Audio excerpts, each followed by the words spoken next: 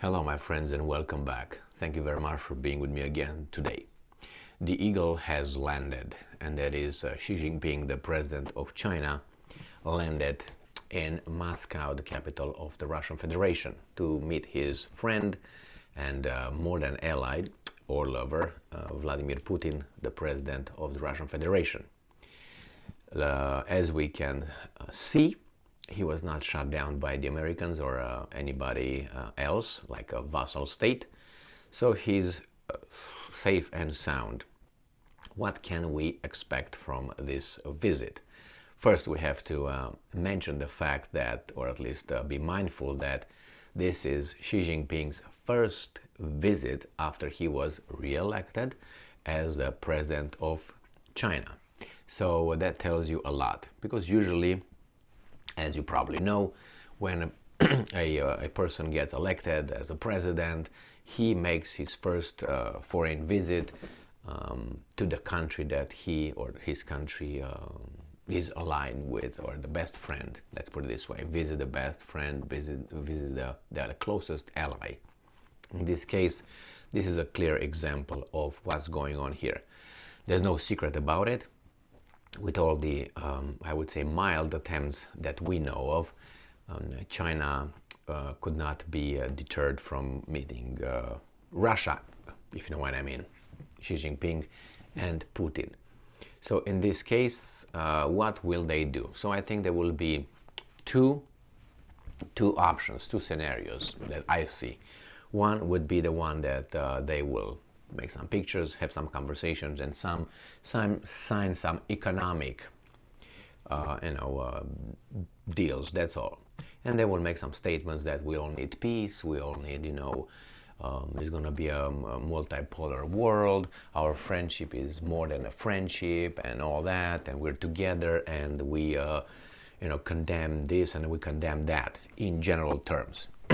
That has been China's position for since the beginning of the Second World War, since the beginning of this Ukraine fight between Russia and NATO, which is United States and his vassal states.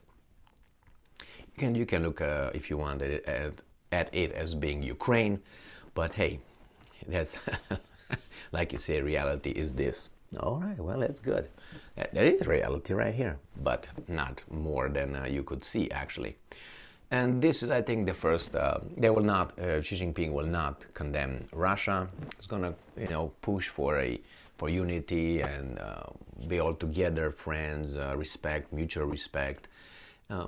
Something. No invasions, no Iraq, no bombardment of Yugoslavia, no Syria forces over there. The Russians, the American forces in Syria get out. So it's gonna be mild. This is the mild side. The other one, I don't know if this is a next step, and the next step is this option. So that's the most probable step, which I would give it 70%, the one I mentioned. And the other one could be this: they come forward and say, well, we decided to call our club, I don't know, the Galactical Perfect Unity and Loving Countries, and we open the subscription here. Whoever wants to come will come over, Red Rover. So and then we say, okay, we condemn the unilateral hegemony of the United States over this planet, the BS of the so-called rule-based international order. United Nations needs to be reshuffled, rearranged, or we're going to create a parallel United Nations, or not parallel, but something that will have maybe in their vision, something fair, just, or better than they say United Nations, which is very political, as you know. Well, that's the whole purpose, right? But anyway, and they would come like this, condemning the Western support of the fighters in Ukraine against Russia, and that being, the escalation and escalation and escalation. And maybe they will point the finger straight to the United States of America, maybe to London, and a little bit to Berlin. And that would be the, how should I put it, non-rated communique and the press conference and the signal they will give. They already give the bad signal for the West, to the West, but they can't do anything about it. They've been trying, and you can't really do much to China, because if you do something to China, you really do something to yourself bad. Not that to yourself, something bad, okay? You know what I mean. And it's bad enough that you altered the energy balance, global energy balance in the world, and reshuffled all this just to destroy Russia. Now you can't touch China, because if you touch China and Russia at the same time, you just shot yourself in the foot, like not like a like a bazooka, boom. That's how you did. And then you have India, which India again refused to join the United States and the weasel's little dance, and that's another concerning point for the alliance. We'll see. Putin will go and see Modi in India, a G20 meeting.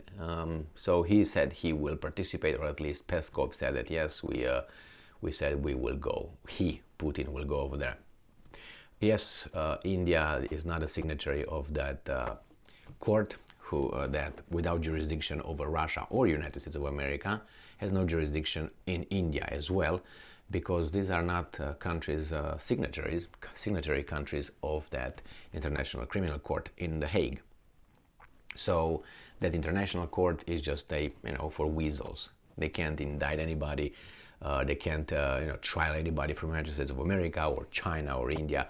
The big dogs are outside of that little kangaroo, whatever it is. So we'll see.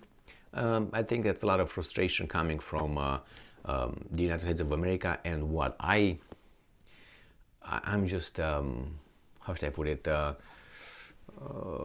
Surprised that these guys are going with the same BS.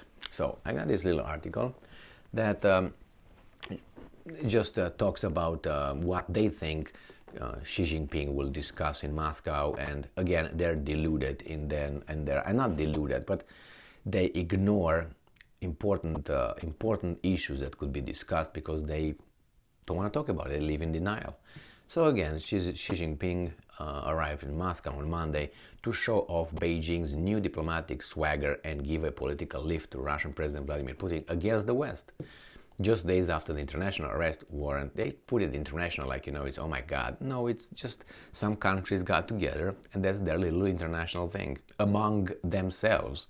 They have no jurisdiction over many other countries. All right, it's not United Nations court. It's a court was issued for the Kremlin leader on war crimes charges related to Ukraine. The two major powers have described Xi's three-day trip as an opportunity to deepen their no-limits friendship, end quote. China looks to Russia as a source of oil and gas for its energy-hungry economy, and as a partner in standing up to what both see as U.S. domination of global affairs. The two countries, which are among the 5 permanent members of the UN Security Council, also have held joint military drills. So, Kremlin spokesman Peskov said that over dinner on Monday, Putin and Xi will likely include a detailed explanation of Moscow's action in Ukraine. So we'll see. This is a development that the West should not ignore or just scoff at. Two idiots meet over there, two dictators meet because we are the good people. But I'm afraid that's going to be the attitude, and that misses the point, because it's like you have you want to bake a cake. I give you this analogy all the time, but you don't like sugar. You're not going to put sugar in making this cake or anything that's sweet. And then if you don't put anything sweet in there, then your cake is not going to be sweet. Therefore, it's not the correct or the good product. So you don't like flour, but you put, something else, the same. Just because you don't like certain things, the outcome or the reality is not going to be reality. So they will ignore this, not reality, but in order to solve an issue, and here is an issue, they have an issue with these two countries being so close, it's having an objective, analysis, and without preferences. Oh, I don't like this information, I don't like this, I don't like. Not that it's not there, but I don't like it. Why? Because that is against my ideology, and that will oppose my script that I already have it there. So I just pick things that, confirm my opinion and follow the script and fit my ideology. Well, they've been doing this for some time and it works just fine. Why? Because they are the only one unchallenged. Right now, I think they're challenged by at least two, I would say, powers. And yeah, they get together. They got the weapons, they got the resources, they got the manpower, and they have the economy and ingenuity. So they have all these things. And we put India over there is almost half of the world's population. If you bring Brazil and other in the equation, that's a big alliance. But these guys are gonna just say, hey, no, there's nothing to see there. Stay with me. Good job. But remember the toolbox. Threats, blackmail, regime change, and invasion. These are the diplomatic tools of the American diplomacy. Well, it doesn't work against the Russians so far and the Chinese. Well, I mean, the last two, the regime change has been tried, but unsuccessfully. Military, they try here, but they're weasels. They're doing it from behind. You know what I mean? And the first two, they already did it. So they're kind of like out of tools.